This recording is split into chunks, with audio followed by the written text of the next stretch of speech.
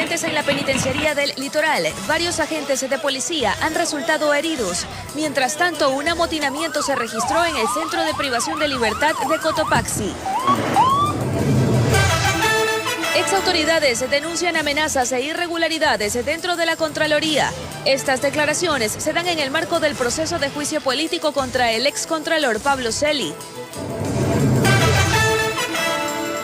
Inició la vacunación contra el COVID-19 a menores desde los 12 años que padecen enfermedades agravantes. Policía recuperó a niña de 1 año y medio que permaneció secuestrada por 3 días en el sur de Guayaquil. Severas inundaciones en China dejan más de 20 muertos. Se trata del peor temporal en 60 años. Marchistas ecuatorianos viajaron para participar en los Juegos Olímpicos de Tokio. Los deportistas expresaron su agradecimiento por el apoyo a su carrera. Así empieza la noticia, Emisión Estelar.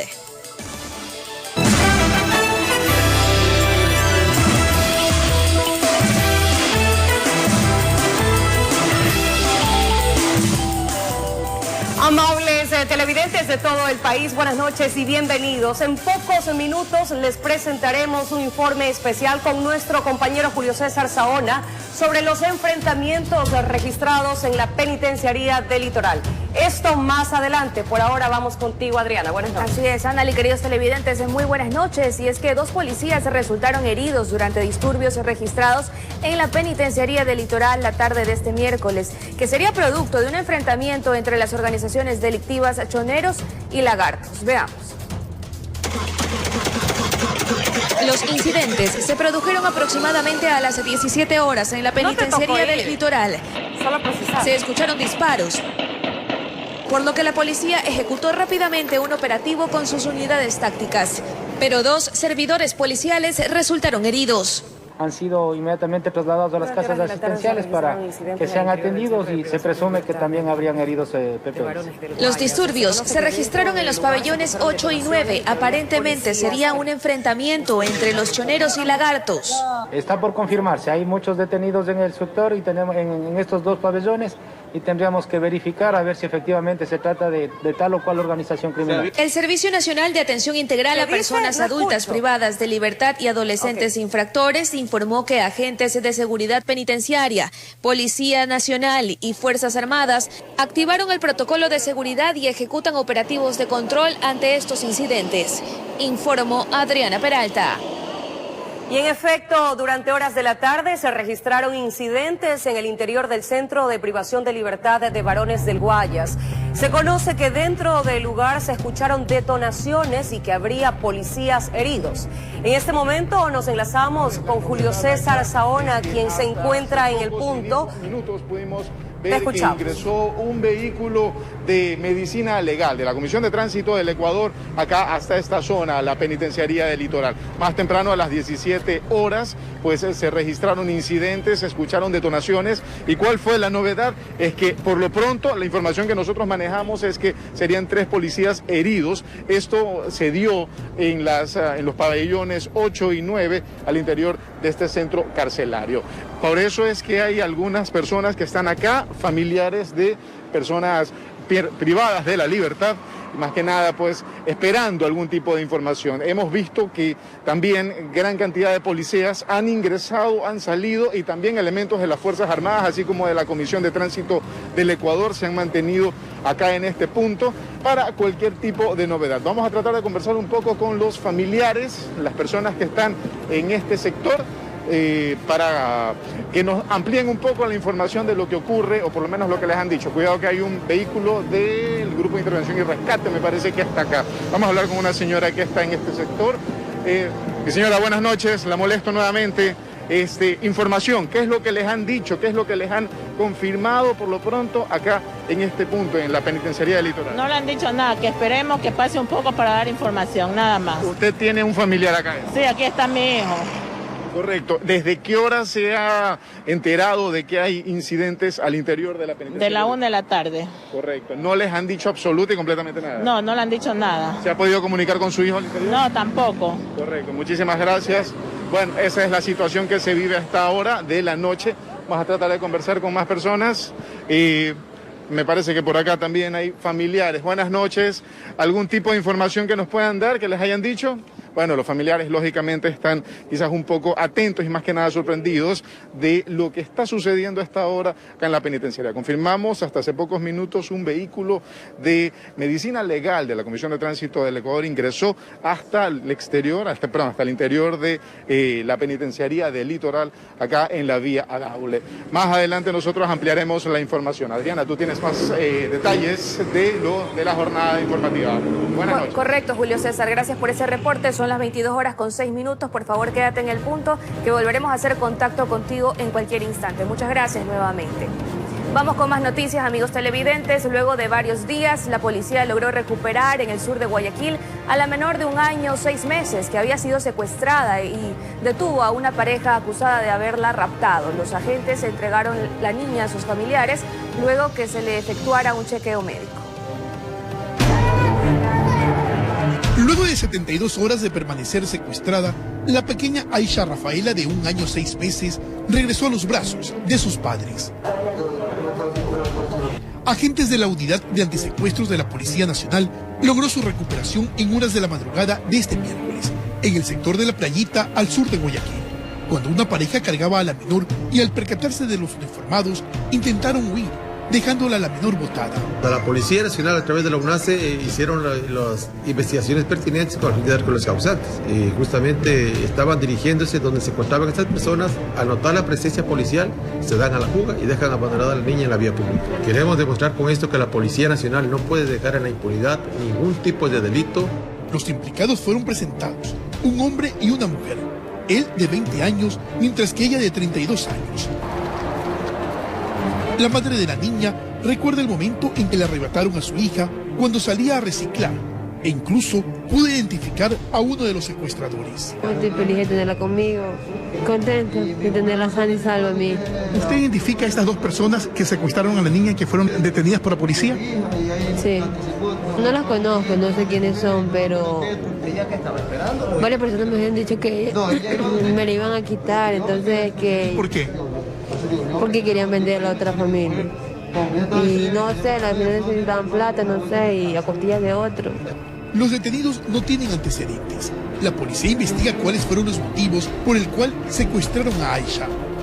La niña regresó a su hogar luego de hacerle un chequeo médico, mientras que los secuestradores pasaron a manos de las autoridades judiciales, informó Carlos Julio Gurumendi. Un policía de la ciudad de Milagro, en la provincia del Guayas, fue hallado ahorcado en su domicilio donde guardaba reposo médico. Según sus familiares, el uniformado atravesaba por cuadros depresivos.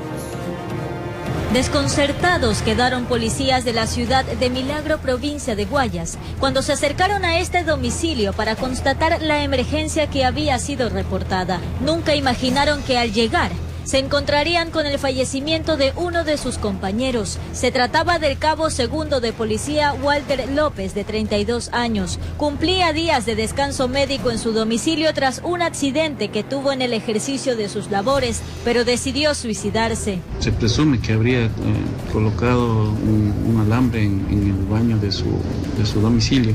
Es por eso que al momento de llegar el DINASED, los compañeros de DINASED, presentaba un signo de violencia con un surco incompleto alrededor del cuello. Sus familiares notaron comportamientos que lo habrían llevado a tomar esa decisión. Hablamos con la señora madre, él tenía un estado depresivo que había estado pasando por esos momentos. La causa de la depresión habría sido la imposibilidad de retomar sus actividades normales tras el accidente, a pesar de que se encontraba en rehabilitación física. Informó Celeste Dueñas. Y un hombre involucrado en la agresión de agentes de la ATM fue sancionado con 20 días de prisión y multa de $100. En redes sociales se viralizaron imágenes de los golpes recibidos por los uniformados mientras citaban a un conductor en el centro de Guayaquil. Después de citar al conductor de esta camioneta blanca en el sector de La Bahía, centro de Guayaquil, agentes de tránsito fueron agredidos por varios ciudadanos, quienes intentaron evitar el retenimiento del vehículo y posterior traslado al centro de retención de la vía a Daule. Sin embargo, la historia no acabó aquí, pues en el kilómetro 9 de dicha vía, Sujetos a bordo de 2 automóviles interceptaron a los uniformados y al sancionado. Tras bajarse, golpearon con palos y otros objetos a los agentes. Les propinan varias lesiones y huyen. El infractor de tránsito inicial aprovecha esto y también huye con la camioneta o con el vehículo que se pretendía ingresar. En este caso, se detuvo a un peatón involucrado en las agresiones de la Bahía. Y tras una audiencia desarrollada en el Complejo Judicial de Florida Norte, se le dictó una pena de 20 días, así como una sanción de $100. Por su parte, los participantes en la agresión de la vía a Daule están siendo buscados. Tenemos simplemente la placa y hemos pedido, por supuesto, a la Corporación de Seguridad Ciudadana nos ayude con unos videos para poder determinar y, por supuesto, entregar toda la Fiscalía.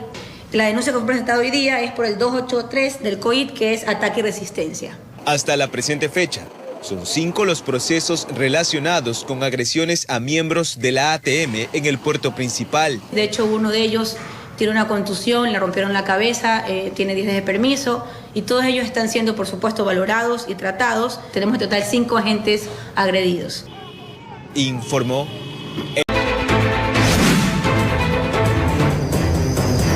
Ya inició la jornada de vacunación a niños desde los 12 años que padecen enfermedades agravantes. Decenas de menores acudieron a diferentes puntos de inmunización para recibir las dosis. Sus familiares señalaron que la aplicación del fármaco representa una esperanza de vida. Ayelen Miranda, de 14 años, padece distrofia muscular severa. Su condición la hace una persona vulnerable ante el coronavirus. Por ello, con ansias, esperaba el día en que pueda recibir su primera dosis. Junto a su abuela, llegaron desde muy temprano a la unidad educativa Sebastián de Benalcázar, al norte de Quito. Me siento mejor y más segura de que si me pasa algo va a ser todo leve. El virus de ahorita. Yo estoy vacunada el 1 de julio y me daba miedo transmitirle algo a la niña, sabiendo que ella sufre con esa enfermedad catastrófica. Misma felicidad sintió Doris Gualote al saber que su hija Emily, de 15 años, por fin iba a ser inoculada. Contentísima porque mi hija tiene epilepsia. Para mí fue una emoción grande que justo ayer vimos en las noticias, justamente en TVC, y me enteré. Entonces ahora estoy súper contenta porque sé que ya está más protegida. Ellas fueron parte de las primeras niñas, niños y adolescentes entre 12 y 17 años que padecen enfermedades agravantes y que ya empezaron a ser inoculados dentro del Plan 900 del Gobierno Nacional. Una vacuna que representa un verdadero respiro para las familias, quienes, pese a los cuidados extremos, señalan que siempre existe el riesgo y el miedo al contagio, más aún con la irresponsabilidad de otros. Ay, sí, la verdad sí, es un alivio poderles vacunar a los chicos y ya como tienen que igual incorporarse ya a clases, esto es una buena decisión. Ya seguros y ya como que se puede respirar un poquito mejor porque como está ya la variante Delta y todo eso, entonces ya preocupa más ahora. Entonces, igual no hay que bajar la guardia, ¿no? A este grupo de la población se le está suministrando la dosis de Pfizer. Para recibir la vacuna, los menores deben portar el certificado del médico tratante en el que se confirme la enfermedad. En Quito informó Adriana Rojas.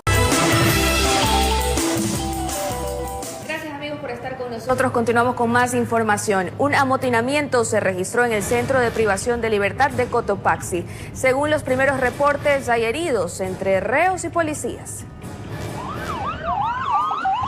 Este fue el ambiente en la cárcel de La Tacunga la tarde de este miércoles. El sonar de las ambulancias y los patrulleros alertaban de que algo sucedía dentro del Centro de Rehabilitación Social.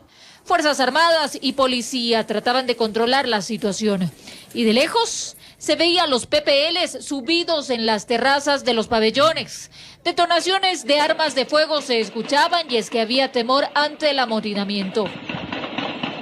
Los reos salieron de sus celdas, al parecer tumbaron un inhibidor de señal y se tomaron algunos pabellones. Personal especializado procedió a cerrar la vía E35 para evitar posibles fugas de los presos.